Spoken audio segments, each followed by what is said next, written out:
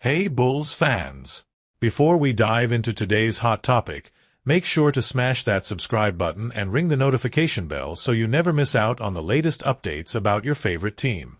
Trust me, you won't want to miss what we have in store. Alright, let's get into it.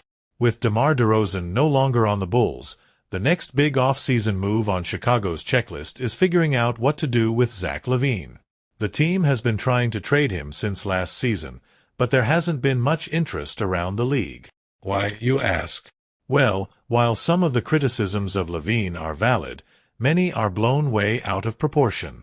There's this negative narrative about him that just doesn't hold water. For example, the off-court critiques? Mostly nonsense. Now, let's break it down. Why Zach LaVine is a better trade candidate than portrayed. LaVine is not a bad teammate. There's this idea floating around that LaVine is a grumpy superstar who doesn't get along with others. But where's the proof? Sure, he had a bad moment last season when he should have been celebrating with his teammates, and he apologized for it.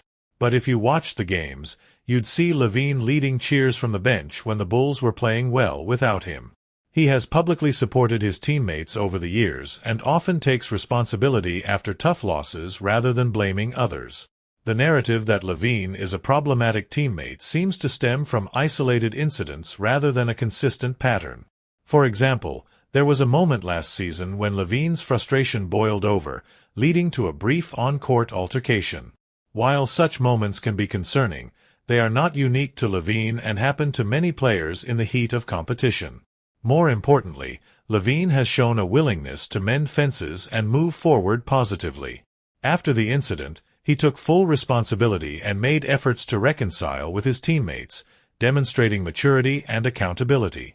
Moreover, LaVine's commitment to his team can be seen in his actions off the court. He often organizes team-building activities and outings, aiming to foster a sense of camaraderie and unity among his teammates. These efforts, though less publicized, highlight LaVine's dedication to creating a positive team environment. LaVine is not a losing player. LaVine has been in some rough situations, both in Chicago and Minnesota. He's played for 6 different coaches in 10 years, including some of the worst in recent history. His teams have mostly been terrible. 72 out of his 101 teammates are out of the league today. Despite this, LaVine has managed to be extremely productive, ranking high in usage and above average in efficiency. LaVine's value in a championship team. Other flawed players have thrived in better environments. LaVine was part of a losing trio with Andrew Wiggins and Karl-Anthony Towns in Minnesota. Both of those guys went deep into the playoffs in smaller roles, showing it wasn't all on LaVine. When put in a better role, like with Team USA, he helped win a gold medal in 2021.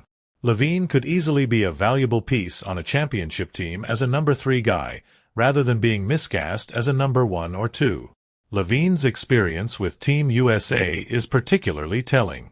During the 2021 Tokyo Olympics, he was not the primary scorer but played a crucial role in helping the team secure the gold medal.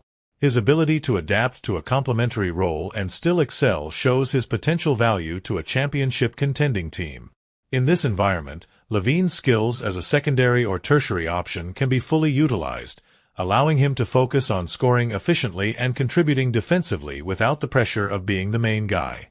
Is LaVine overpaid? Sure, LaVine's $43 million salary is the 17th highest in the league, and he might not be a top 20 player. But he's definitely a top 50 guy. He's overpaid by maybe $10 to $15 million a year, which is significant in the new CBA where every dollar counts, but let's not act like he's John Wall at the end of his career. LaVine is still a 29-year-old who can average over 20 points per game, hit threes, and get to the rim. When analyzing LaVine's contract, it's important to consider the context of NBA salaries and market dynamics. The NBA's salary cap has been rising steadily, leading to inflated contracts for many players. In this environment, LaVine's contract, while hefty, is not an outlier. Compared to some other contracts in the league, LaVine's deal is relatively reasonable given his production and potential. What should the Bulls do with LaVine? It makes sense why the Bulls might want to move on from LaVine. They owe the Spurs a draft pick in 2025, and they need to keep it to jumpstart their rebuild. But attaching a first-round pick to move LaVine would be a terrible idea. The Bulls rushed their last rebuild and ended up in their current predicament.